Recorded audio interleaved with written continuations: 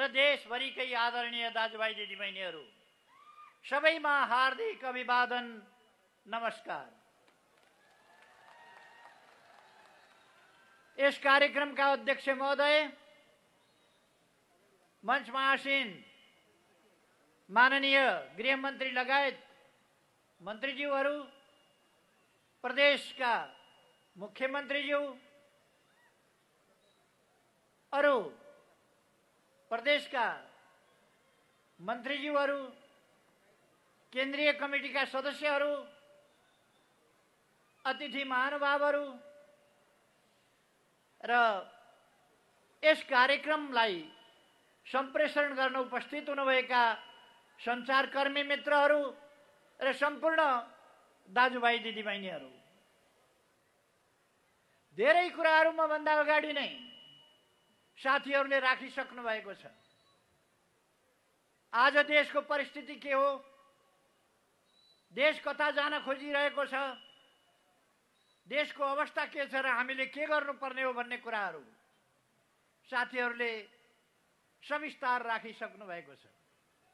तर पनि म संक्षिप्तमा केही कुराहरू राख्न चाहन्छु। सबभन्दा पहिले त म तपाईहरुको यो विशाल उपस्थितिलाई हार्दिक सलाम भन्न चाहन्छु, तपाईहरुको जागरणलाई अभिवादन भन्न चाहन्छु, तपाईहरुको जागरणलाई धेरै धेरै धन्यवाद भन्न चाहन्छु। तपाईहरुले यस जिल्लाबाट 3 जना सांसद छान्नु भएको थियो। आज तपाईहरुको साथमा सांसदहरू खोइ, ती सांसदहरूलाई तपाईहरु चाहिएन। आज तिनलाई तपाईहरु चाहिएन, अब तपाईहरुलाई तिनीहरू चाहिन्छ। जसलाई तपाईहरु चाहिँदैन, तपाईहरुलाई तिनीहरू चाहिन्छ। आवश्यकता छैन। त्यही भएर उहाँहरू छटपटाएर हिँड्नु भएको छ। 3 वटा प्रधानमन्त्री लौरो टेकेर लुखुर लुखुर देशभरि, 3 वटा प्रधानमन्त्री लाइन लागेर हिँड्नु भएको छ। बुढेसकालमा उहाँहरूको उद्देश्य राम्रो भइदिया भए हुन्थ्यो, स्वागत गर्न मिल्थ्यो राम्रो भइदिएको भए। तर राम्रो छैन। पार्टी ध्वस्त पार्ने, आन्दोलन सखा पार्ने, देश बर्बाद पार्ने मनसाय उहाँहरूको छ।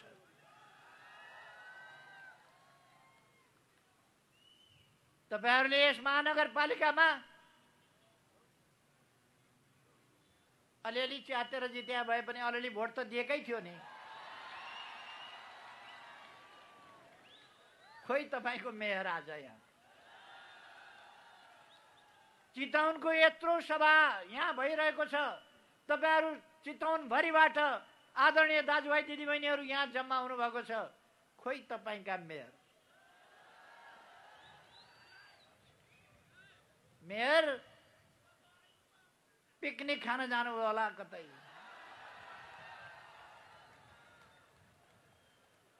मैले यसमा धेरै केही भन्नु छैन।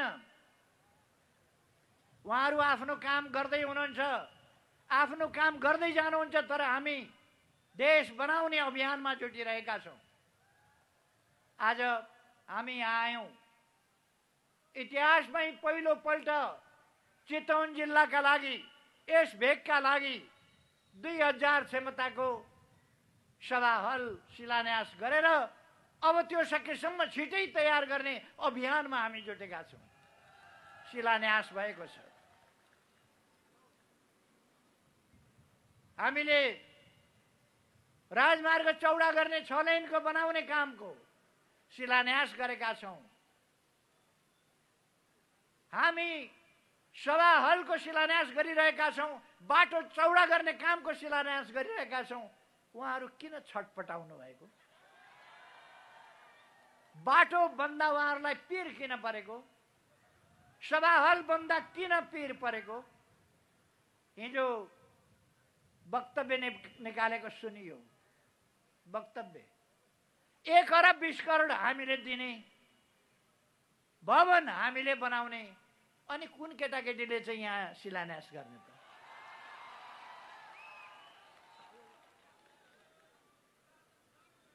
निर्माण हामीले गर्ने। अचम्म लाग्छ। खैर,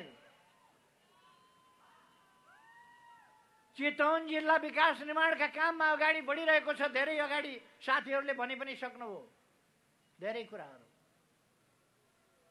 भौतिक पूर्वाधार मन्त्रीले भनिसक्नुभयो के काम हुँदैछन् चितवन जिल्लामा मात्रै भनेर।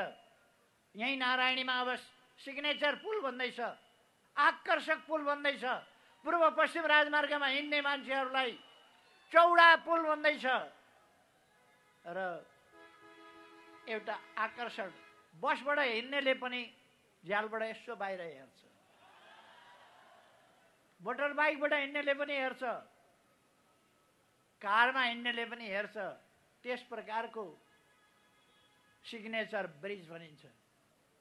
आकर्षक नयाँ पुल निर्माण हुँदैछ। यहाँ नारायणी नदी, राप्ती नदीहरूमा तटबन्ध हुँदैछ। सुन्दाखेरि उहाँहरूलाई पिर पर्ला कि भन्ने लाग्छ मलाई। यसो हुँदैछ भनेपछि उहाँहरू आत्तिनुहुन्छ। तर हुन्छ, आत्तिए पनि हुन्छ, जे भए पनि हुन्छ, बनाएर छोडिन्छ। यही जिल्लाबाट छानिएका, त्यही निर्वाचन क्षेत्रबाट छानिएका सांसद राम जन्मभूमि अयोध्यापुरीमा राम मन्दिर बनाउने कुरा चुइक्क बोल्न किन सक्नुहुन्न? कसका डरले? कसका डरले बोल्न सक्नुहुन्न? उहाँ राम अयोध्यापुरीमा जन्मिएका भन्न बडा सक्कली राष्ट्रवादी भएर हिँड्नु भएको छ त। तर मयूरको प्वाख लाउँदैमा अर्को के छ र? मुजुर हुँदैन, मयूर हुँदैन। प्वाख लाउँदैमा मयूर हुँदैन, त्यो चरो त्यही रहन्छ। किन बोल्न सक्नुहुन्न उहाँ? त्यसको मास्टर प्लान, गुरु योजना तयार हुँदैछ। रामको भव्य प्रतिमूर्ति तयार भइसकेको छ, निर्माण भइसक्यो रामको मूर्ति। सीताको बनिरहेको छ, अब लक्ष्मण र हनुमानको पनि बन्छ। अर्को सालको रामनवमीमा हामी राम जन्मभूमि अयोध्यापुरीमा भव्य ढङ्गले प्राण प्रतिष्ठा गर्नेछौँ रामनवमीका दिन। यसैपल्ट भ्याइँदैन, अर्कोपल्ट हामी त्यो भव्य ढङ्गले प्राण प्रतिष्ठा गर्ने कार्यक्रम गर्दैछौँ। त्यसको अर्थ के हो? अयोध्यापुरी अब विश्वका हिन्दूहरूको, विश्वका संस्कृतिविदहरूको, विश्वका पुरातत्वविदहरूको, विश्वका सभ्यताविदहरूको गन्तव्य स्थान हुनेछ, पर्यटकीय स्थान हुनेछ। धेरै तीर्थालु भक्तजनहरूको त्यहाँ गन्तव्य स्थल हुनेछ। हामी रियु अर्थात् सरयू नदी, त्यसको व्यवस्थापन, पुलहरूको व्यवस्थापन, नदीहरूको तटबन्धको व्यवस्थापन आदि गर्नेछौँ। मैले भनिरहनु पर्ला जस्तो लाग्दैन। यो भूमि असाधारण सम्भावना बोकेको भूमि हो। यो अहिले चितवनले ओगटेको 2288 स्क्वायर किलोमिटर भूमि, त्यो भूमि जसमध्ये 954 स्क्वायर किलोमिटरको निकुञ्ज छ। यी सबै चिजको हामी व्यवस्थापन गर्नेछौँ र बृहत चितवन भ्याली 4788 स्क्वायर किलोमिटरको बृहत भ्याली, जसको नयाँ आबादी 2013 सालबाट सुरु भएको थियो, अहिलेसम्म आइपुग्दा यसको नयाँ स्वरूपमा अगाडि बढेको छ। आगामी दिनमा यसलाई अझ नयाँ स्वरूपमा यस भ्यालीलाई दाउन्नेदेखि लिएर यता उसम्म मकवानपुरको मनहरीसम्म अथवा मनहरीभन्दा उतासम्म कर्रासम्म यो 4788 स्क्वायर किलोमिटर पर्छ। त्यो भूमिको हामी व्यवस्थित ढङ्गले मास्टर प्लान बनाएर आधुनिक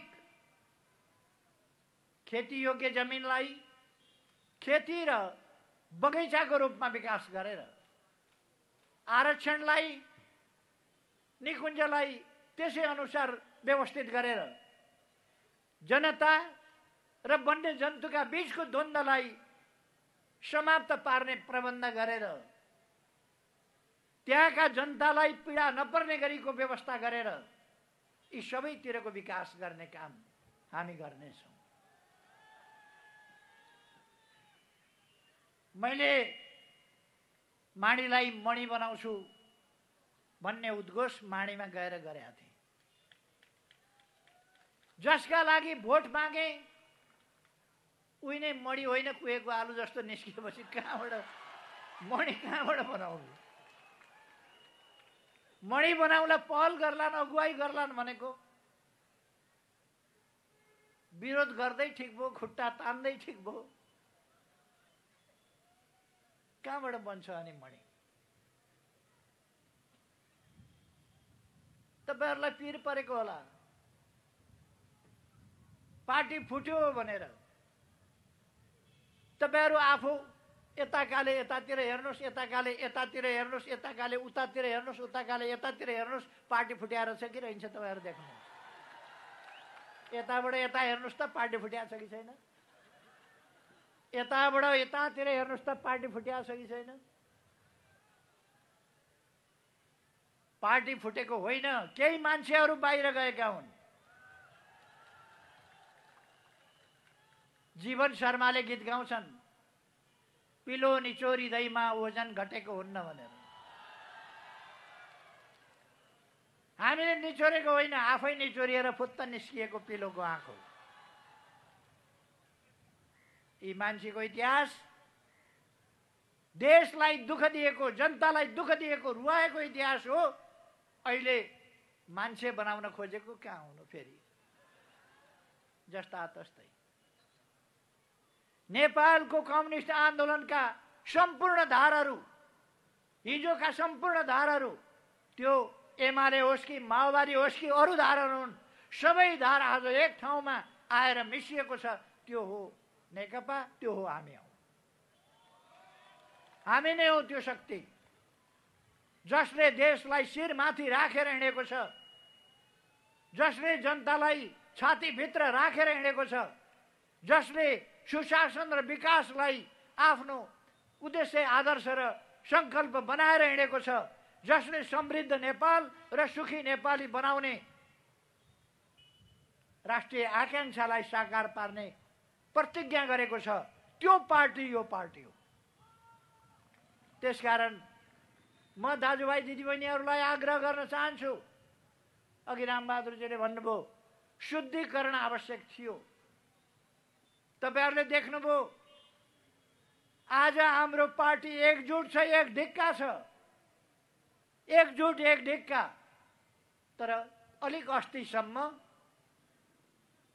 तपाईहरु के न राम्रो सुनुला कुरा पार्टीको भनेर रेडियो खोल्नुहुन्छ, टेलिभिजन खोल्नुहुन्छ, अनलाइन खोल्नुहुन्छ, हेर्नुहुन्छ, के पाउनुहुन्छ भने बैठक बोलाइ पाऊ भनेर निवेदन। किन निवेदन लेख्नु पर्यो? बैठक त जति बेर बोलाइदेऊ भन्यो त्यति बेर बोलाइहाल्छु मैले। तर निवेदन त्यो किन भने सञ्चार माध्यमलाई, सञ्चार माध्यमले प्रचार गर्छ तपाईहरुका मनमा सुइराले घोच्नका लागि त्यस्ता समाचार, तपाईहरुका मनमा सुइराले घोच्नका लागि, तपाईहरुका मनमा पीडा पुर्याउनका लागि त्यस्ता कामहरू भए, तपाईहरुको मनोबल टुटाउनका लागि, तपाईहरुको आत्मविश्वास भत्काउनका लागि ती कामहरू भए। तपाईहरुले कहिल्यै पनि राम्रो समाचार पार्टीको सुन्न पाउनु भएन। एउटा नेता टेलिभिजनमा जान्छ, मन परी बोलेर उफ्रिन्छ। अरू पार्टीले बाटो बनाएको देख्छ, अरू पार्टीले पुल बनाएको देख्छ। हामीले 400 भन्दा बढी सडक पुलहरू बनाएका छौँ यस बीचमा। गत वर्ष मात्रै हामीले 900 भन्दा बढी किलोमिटर बाटो, डबल लेन, 4 लेन र 6 लेनका बाटाहरू कालोपत्र गर्यौं। 5000 किलोमिटर भन्दा बढी बाटो यी 3 वर्षमा कालोपत्र गर्यौं। यी 3 वर्षमा नेपाल सुरुङ युगमा प्रवेश गर्यो। यी 3 वर्षमा अहिले तपाईहरुले अभियान देख्नु भएको छ। देशभरि सडक बालबालिका हामी सडकमा देखिन दिदैनौं। सडक बालबालिका अभिभावक बिन भएर सडकमा बालबालिका पुग्न सक्दैनन्, पुग्न पाउँदैनन्। हामी तिनलाई अभिभावकत्व दिन्छौं। सरकारले हेर्छ कोही पनि बालबालिका अभिभावक विहीन, नेपाली बालबालिका अब अभिभावक विहीन हुँदैन। गरिबीको कारणले कसैले पढ्न नपाउने स्थिति भन्ने हुँदैन। मेरो सहारा कोही भएन, म बेसहारा भए भनेर सडकमा फालिनु पर्ने स्थिति, त्यस्तो स्थितिमा कोही पनि नेपाली अब बस्नु पर्दैन। त्यसको प्रबन्ध हामीले गरेका छौं। बेरोजगार भए खाडीमा युवा छन् भनेर अहिले गीत गाउँछन्। अहिले यो सरकार बनेपछि युवा खाडीमा जाने प्रक्रिया कम भएको छ र कम गर्दै लगेर देशमा रोजगारीका अवसरहरू सिर्जना गर्दै लगेर हामी देशमै स्वरोजगार युवाहरू बनाउँछौँ। प्रधानमन्त्री रोजगार कार्यक्रम, राष्ट्रपति महिला स्वरोजगार कार्यक्रम, युवा स्वरोजगार कार्यक्रम, कृषिको आधुनिकीकरण मार्फत, उद्योगहरूको स्थापना मार्फत, ग्रामीण औद्योगिक ग्रामहरूको स्थापना मार्फत देशलाई औद्योगिकीकरण आधुनिकीकरण गर्दै लाने। हामी डिजिटल नेपाल बनाउँदै गएका छौं। अस्ति भर्खर मात्रै हामीले एकै दिन 309 वटा अस्पताल एकै दिन शिलान्यास गर्यौं। 396 वटा भोलि पर्सिपल्टसम्ममा गर्दा भए। एकै दिन 309 वटा अस्पताल शिलान्यास गरेको इतिहास दुनियाँमा एउटा देशमा तपाईहरुले कमै भेट्नु होला। नेपाल सानो देश भए पनि 309 वटा अस्पताल एकै दिन हामीले शिलान्यास गर्यौं। अहिले बालबालिकाहरू, हरेक बालबालिका स्कुल पुग्छन्। स्कुल पुगेका बालबालिका स्कुल छोडेर घर फर्किँदैनन्। त्यो स्थिति हामीले निर्माण गरेका छौं। बालबालिका पहिले युवाहरू या बालकहरू, धेरै स्कुलमा हुने बालिकाहरू घरमै हुने हुन्थ्यो। अहिले सम्पूर्ण बालिका स्कुलमा, सम्पूर्ण बालक स्कुलमा। त्यो अभियान हामीले चलाएका छौं र त्यो सफलताका साथ अगाडि बढेको छ।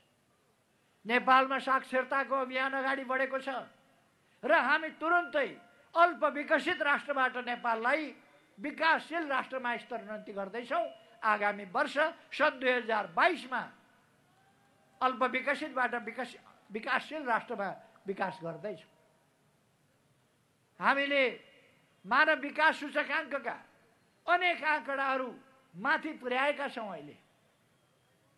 त्यसकारण म दाजुभाइ दिदीबहिनीहरूलाई भन्न चाहन्छु, तपाईहरु ढुक्क हुनुहोस्, आशावादी हुनुहोस्, आत्मविश्वास राख्नुहोस्।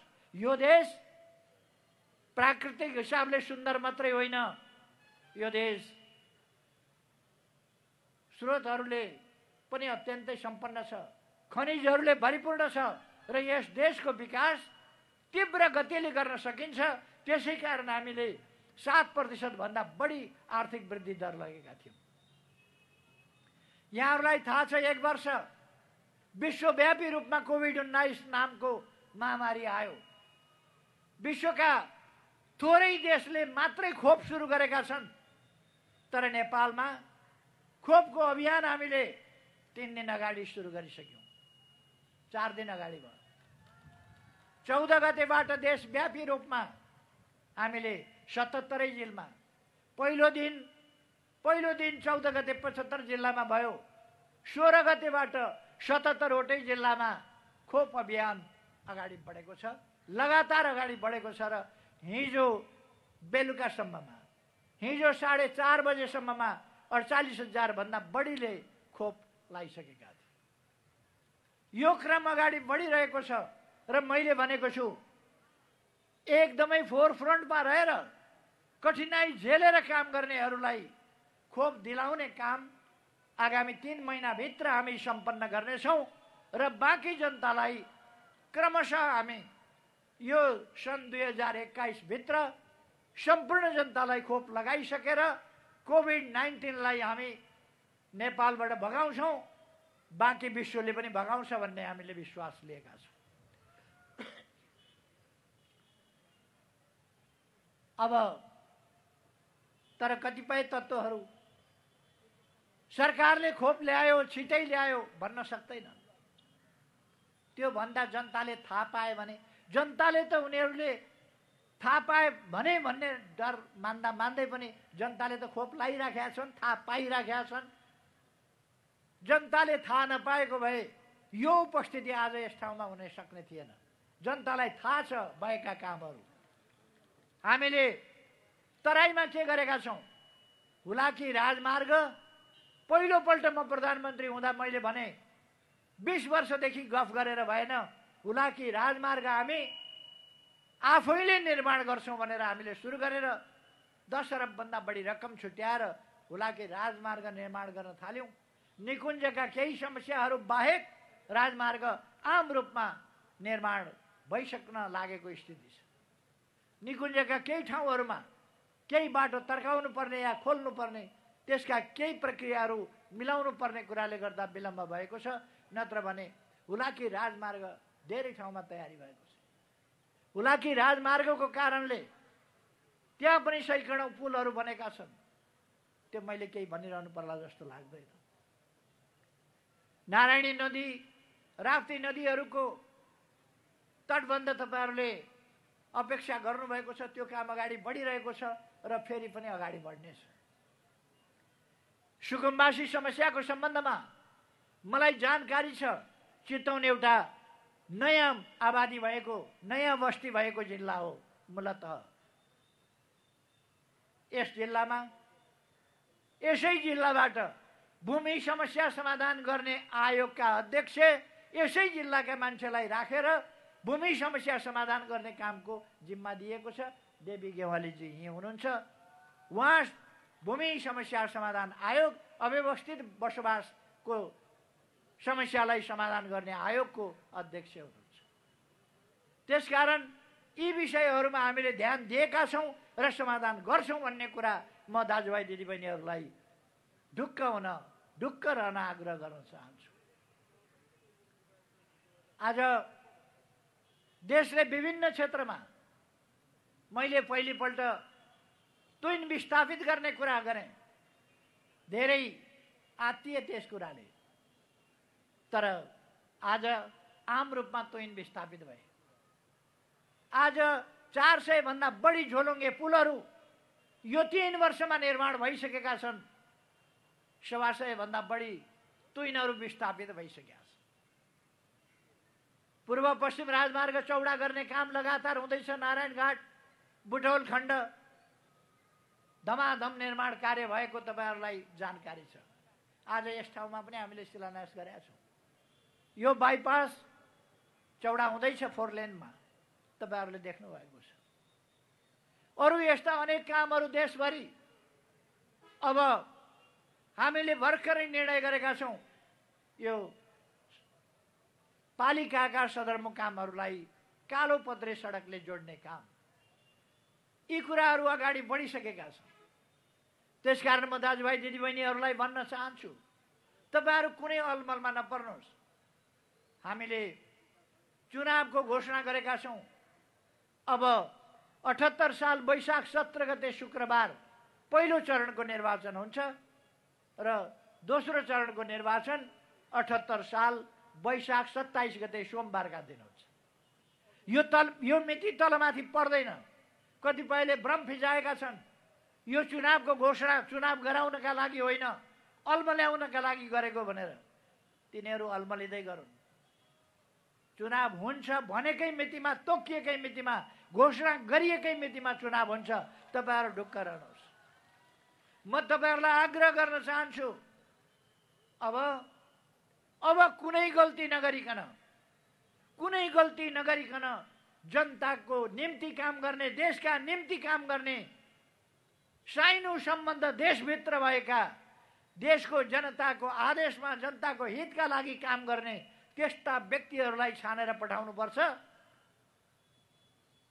नाभी गएर विदेशमा गाडिएकाहरू, नाभी अन्तै जोडिएकाहरू, त्यस्ताहरूलाई अब छान्नु हुँदैन। म तपाईहरुलाई आग्रह गर्न चाहन्छु, विकास प्रेमीलाई, गफ प्रेमीहरूलाई होइन, विकास प्रेमीलाई छान्न पर्दछ। अहिले विकासको लहर आएको छ। कोभिडले अलिकति पछाडि पार्यो हामीलाई, तर हामी सुकुम्बासी समस्या, अव्यवस्थित बसोबासका समस्या समाधान गर्दैछौँ। बाटाहरू फराकिला बनाउँदैछौँ, पुलहरू बनाउँदैछौँ, नदी नियन्त्रण गर्दैछौँ, कृषिको आधुनिकीकरण गर्दैछौँ, हरेक प्रदेशमा औद्योगिक क्षेत्र स्थापना गर्दैछौँ। मैले अघि नै भने ग्रामीण औद्योगिक क्षेत्रहरूको स्थापना गर्दैछौँ, शिक्षाको क्षेत्रमा सुधार गर्दैछौँ, व्यापक अभियान चलाउँदैछौँ शिक्षाको गुणस्तर विकास गर्न। त्यसै गरेर हामी स्वास्थ्यको क्षेत्रमा काम गर्दैछौँ। यो जिल्ला हात्ती पनि हुने जिल्ला, गैंडा पनि हुने जिल्ला, यो जिल्ला बंगाल टाइगर भनिने पाटे बाघ, बंगाल टाइगर होइन पाटे बाघ हो त्यो पाटे बाघ पनि हुने जिल्ला, यो जिल्ला मयूर पनि हुने जिल्ला। पहिले 75 जिल्ला हुँदा यस जिल्लाको सम्मिश्रणलाई 76औं जिल्लाको रूपमा भन्थे मान्छे, अथवा त्यस्तो सम्मिश्रण छ यस जिल्लामा। यो जिल्ला आदिवासी चेपाङहरू भएको जिल्ला, आदिवासी थारूहरू भएको जिल्ला। म भन्न चाहन्छु, ती संस्कृतिहरूको संरक्षण गरिनेछ।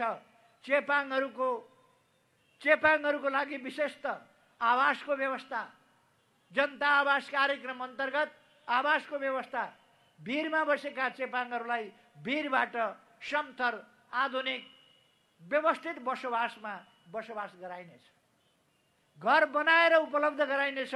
सुरक्षित ठाउँमा एकीकृत बस्ती, बिजुली पनि भएको, बत्ती पनि भएको, नजिकै स्कुल पनि भएको, नजिकै अस्पताल पनि भएको जस्ता प्रबन्धहरू हामी गर्नेछौँ।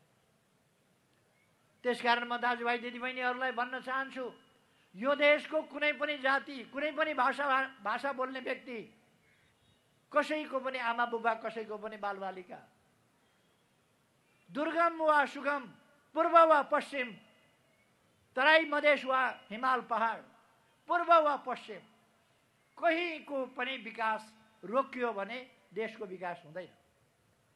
त्यसकारण हामीले देशभरि नै शान्ति सुव्यवस्था, कडाइका साथ शान्ति सुव्यवस्था कायम गर्ने, त्यो कुरा जनतालाई शान्ति उपलब्ध गराउने, सुशासन दिने, तपाईहरुले सेवा अब सजिलोसँग प्राप्त गर्न सक्नुहुन्छ।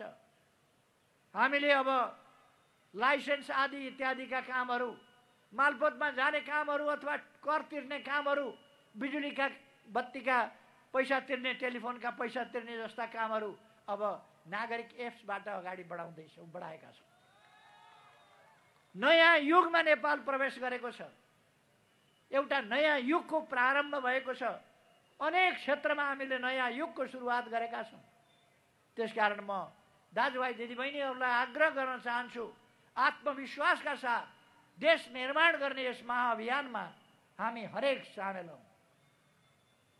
पार्टीले सही बाटो लिएको छ, सही नीति लिएको छ र तपाईहरुलाई देश निर्माणको काममा पार्टीले नेतृत्व गर्नेछ, अगुवाई गर्नेछ। म तपाईहरुलाई आग्रह गर्न चाहन्छु, मैले विराटनगरमा एकजना नेताले बोलेको सुने। उहाँले, मैले पोहोर साल परार साल भनेको थिएँ, मैले रोग व्याधि आदि इत्यादि जेल नेल कुटाई पिटाईबाट बडो हन्डल ठक्कर खाएर मर्दै बाँचेर यो जिन्दगी मैले फाउमा पाएको छु। यो फाउमा पाएको जिन्दगी म देशका लागि, जनताका लागि समर्पित गर्छु भनेको थिएँ। त्यही सुन्नुभएछ उहाँले पनि। बाँकी जिन्दगी म पनि देशका लागि नै समर्पित गर्छु भन्नुभयो। अचम्म लाग्यो। ठ्याक्कै 6 महिना तालिम दिएको तोताले जस्तै बोल्नु हो। तर तोताले बोल्छ, गोपी कृष्ण कहो भन्छ। कहाँ गोपी भन्यो भने कहाँ गोपी, कहाँ गोपी, कताका कृष्ण भन्यो, कताका कृष्ण, कताका कृष्ण। कहो भनेको के हो बाबु भन्यो भने क्वाँ क्वाँ क्वाँ क्वाँ क्वाँ क्वाँ गर्नु। यी गोपी कृष्ण कहोहरूले कहिले कहिले सिकेर राम्रा शब्दहरू पनि बोल्न थालेकोमा खुसी लागेको छ मलाई। गोपी कृष्ण कहो भन्दैछ। म आग्रह गर्न चाहन्छु, तपाईहरूले धोका पाउनुहुन्न, तपाईहरूले धोका पाउनुहुन्न। तपाईहरूको अगुवाई देशको राष्ट्रियताको रक्षा, राष्ट्रिय हितको रक्षा, देशको स्वाधीनताको सही अर्थमा रक्षा र प्रयोग, देशको भूगोलको जमिनको रक्षा अहिलेको पार्टीले गर्नेछ, अहिलेको नेतृत्वले गर्नेछ, अहिलेको सरकारले गर्नेछ र त्यसको अगुवाई मैले गर्नेछु। तपाईहरू ढुक्क हुनुहोस्। निरङ्कुश राजतन्त्र हुँदा घुँडा टेकिएन, पञ्चायती तानाशाही हुँदा घुँडा टेकिएन, कुनै पनि अवस्थामा घुँडा टेकिएन, नेल हत्कडी लगाएर गोल घरमा थुन्दा घुँडा टेकिएन। अब घुँडा टेक्नु पर्ने कुनै आवश्यकता छैन, अवस्था छैन, टेकिँदैन र नेपालको स्वाभिमानलाई माथि उठाइन्छ। साथीहरू ढुक्क हुनुहोस्, दाजुभाइ दिदीबहिनीहरू ढुक्क हुनुहोस्। देशको विकास गरेर छोडिन्छ। केही वर्षभित्रै जनताले अनुभूत गर्ने गरी देशको विकास गरिन्छ। यो 3 वर्षमा म प्रधानमन्त्री भएपछि राष्ट्रियताको प्रश्नमा अथवा लोकतन्त्रको प्रश्नमा अथवा विकास निर्माणको प्रश्नमा अथवा शिक्षा स्वास्थ्य क्षेत्रका पक्षमा पूर्वाधार विकासका पक्षमा काम भएको कुरा, फरक परेको कुरा यहाँहरूले देख्नु भएको छ भन्ने मलाई लाग्छ। त्यसकारण म यहाँहरूलाई आत्मविश्वासका साथ अगाडि बढ्न आग्रह गर्न चाहन्छु। ढिलो पनि भइसकेको छ। आज यो तराई जस्तो ठाउँमा पनि निकै धेरै चिसो। आज घाम लाग्न पाएन, तर हाम्रो प्लेन पनि आएन।